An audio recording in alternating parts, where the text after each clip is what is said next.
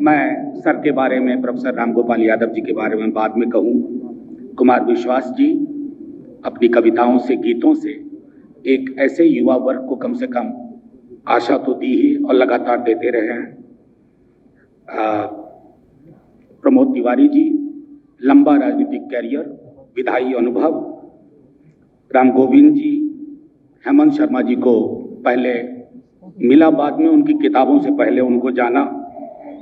उदय प्रताप सिंह जी का जिक्र बहुत सुना था पुराने समाजवादी साथियों से, और इस मंच पर जो दो महत्वपूर्ण हस्तियां हैं उनके भी शिक्षक रहे हैं, तो आपको भी प्रणाम।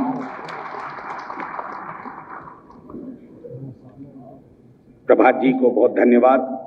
और सर प्रोफेसर रामगोपाल यादव जी के बारे में सिर्फ इतना कह के शुरुआत करूंगा।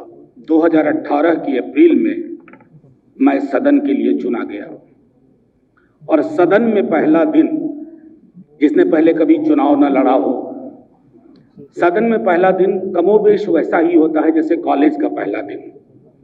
आप ढूंढते हैं कि कोई मित्रवत चेहरा दिखे, जो पुराने होते हैं। कई लोग अलग तरह के तौर तरीकों में भरोसा करते हैं, लेकिन शायद पहला दिन था 3 अप्रैल 2018।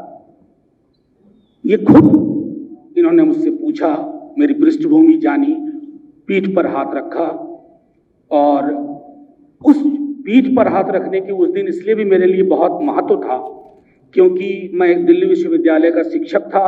वैसे लोगों में से शुमार पाता हूं अपने को जिसकी कल्पना में संसद में इंटरवीन करना, दखल देना जरूर था, लेकिन वो साकार होगा ये मुझे कतई संभव नहीं दिख रहा था।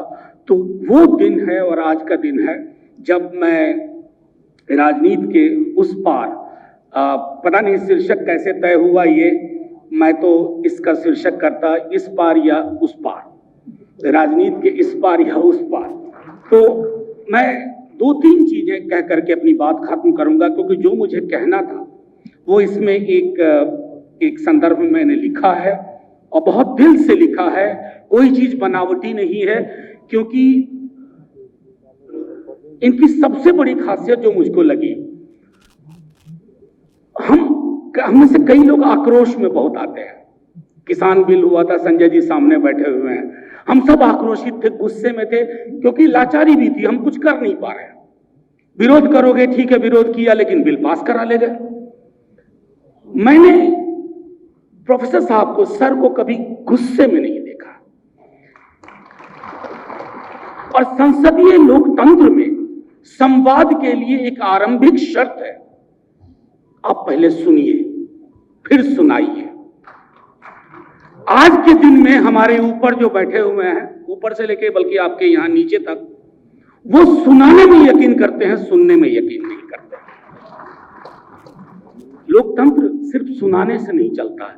अब सुनाने तक का नतीजा देख लीजिए, साल भर बाद वापस लेना पड़ा। अगर उसी दिन संसद में सुन लिया होता, उसी दिन अगर आपने संसद में सुन लिया होता, तो 1.25 साल तक से 1 साल तक सुनना नहीं पड़ता, और अब सुनाई हुई को ढकना नहीं पड़ता। मैं और कुछ क्या कहूं, बस इतना कह सकता हूं कि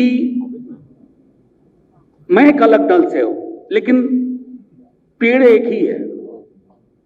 वो कहते हैं ना कि बैठे थे शाख पे तो सारे थे एक साथ, उड़ते ही शाख से सिमतों में बट गए।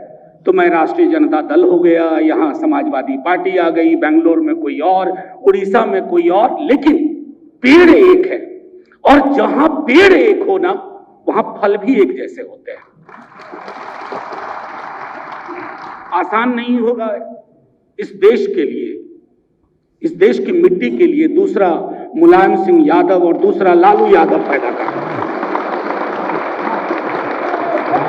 मैं देख रहा था नेताजी, मैं यहां से बैठ के देख रहा था नेताजी जब आ रहे थे, आए वहां से जैसे ही खड़े हुए, सबसे पहले आपकी ओर देखा, एक अद्भुत ऊर्जा का संचार उनके अंदर हुआ।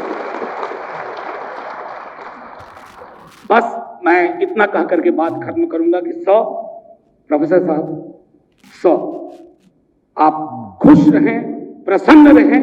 और एक और चीज, जो सेंट्रल हॉल होता है एक पार्लियामेंट में, आप में से कई लोग देखा होगा, कई लोगों ने नहीं देखा होगा, सेंट्रल हॉल बड़ी अद्भुत चीज है। वहां पहले तो खैर ज्यादा अद्भुत थी, अब सारी चीजें कम अद्भुत है तो वो भी कम अद्भुत है। तो वहां बहुत अच्छे होस्ट भी है और कई सारे मसलों पर जहां तनाव होता है, मैंने देखा है कि बड़ी आसानी से इनके टेबल के इर्द गिर्द वो तनाव काफूर हो जाता है।